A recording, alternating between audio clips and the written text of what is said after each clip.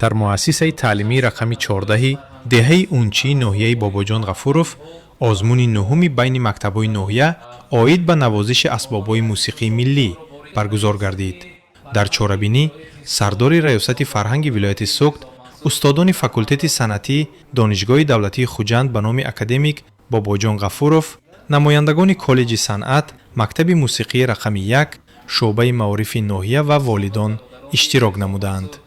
ташаббускор ва ташкилкунандаи ин озмун Мирзо Мансур Раҳматов мебошад, ки аз рӯи касб духтури дандонпизишк аст, вале дар баробари фаъолияти касбӣ ба эҳё ва рушди ҳунари сохтани асбобҳои мусиқии миллӣ машғул мебошад.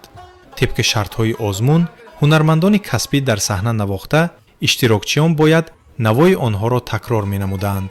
ин иқдом ба рушди истеъдодҳои наврас, боло бурдани завқи мусиқии миллӣ ва ҳифзи мероси фарҳангии мардумӣ мусоидат мекунад. ин озмун аллакай бори нӯҳум аст ва ба ҳар озмуне ки ин кас ташкил мекунанд, он кас он асбобҳои мусиқие ки худашон сохтанд ба ҳамин кӯдакон тақдим мекунанд. ба ҳар як мактаби Бобоҷон Ғафуров ки дар вилояти Суғд воқеъ аст тақдим мекунанд ва мехоҳанд ки ҳамин кӯдакон вақти холии худро барои омӯхтани санъат, фарҳанг сарф кунанд. имрӯз гувоҳи он гаштем ки дар ҳақиқат ҳамин толор пур аз шавқамандони ҳамин фарҳанги имрӯзаи мо ҳастанд. ин кӯдакон, ин наврасон дар оянда албатта ояндаи фарҳанги тоҷикистони азизамон мебошад. дар озмун зиёда аз 30 нафар хонанда ширкат варзида, ғолибон бо сипоснома ва тӯҳфаҳо қадрдонӣ шуданд. аз соли 2022 то имрӯз Мирзо Мансур Раҳматов 9 маротиба чунин озмунҳоро дар сатҳи мактабҳои ноҳияи Бобоҷон Ғафуров роҳандозӣ намудааст.